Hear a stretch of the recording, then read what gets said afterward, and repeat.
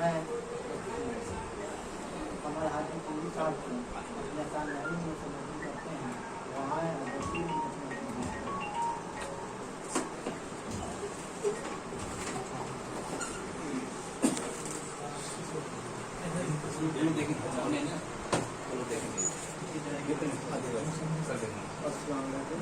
मत दिए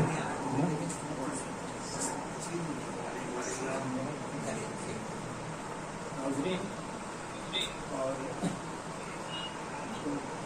हमारे बाहर के मेहमान जो आज नई तकनीक से जुड़े हैं।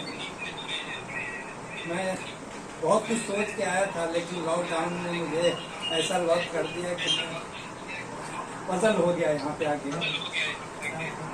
सबसे बड़ी बात है, मैं इस होदा फैमिली के बारे में लगभग आप सब जानते हैं या बहुत लोगों को मालूम है कि इल्म का दरिया है यहाँ। लेकिन ये बात बहुत पुरानी हो गई। इल्म का दरिया तो है ही। मुझे एक नई बात ये लगी कि ये खानदान नेक औलाद से माला माल है। क्योंकि ऐसा तो सजरा इस खानदान का बहुत लंबा है, लेकिन मैं अली हसन नाना के से शुरू करता हूँ। 2-3 मिनट में खत्म करूँगा। अली हसन नाना को 3 औलाद भी उनके बेटे थे।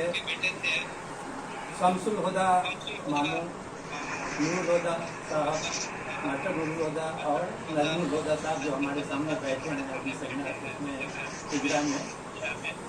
नेक औलाद का मिसाल ये सब रहे। अल्लाह ने फिर हमारे नूर हुदा मामू को भी नेक औलाद से माला माल कर दिया। मुफ्ती सनाउल हुदा, ज़ियाउल हुदा साहब। और इसका मिसाल ये है कि एक साधारण मास्टर के ऊपर एक मोटी किताबें जिंदगी देना, ये मुफ्ती सनाउल हुदा का क्रेडिट जाता है नेक औलाद होने का। एक मास्टर को उन्होंने इतनी मोटी किताब बनाकर और जिंदा कर दिया। फिर उसके बाद उसी वक्त हमारे भाई ज़ियाउल हुदा साहब का इंतकाल हो गया और उस किताब में ज़मीमा के तौर पे कुछ आर्टिकल लिखने का हम लोगों को मौका दिया गया था और उसमें ज़मीमा छपने वाला था। ये सिराजुल छपेगा, इसको मैं पूरी किताब के शक्ल में छापूंगा।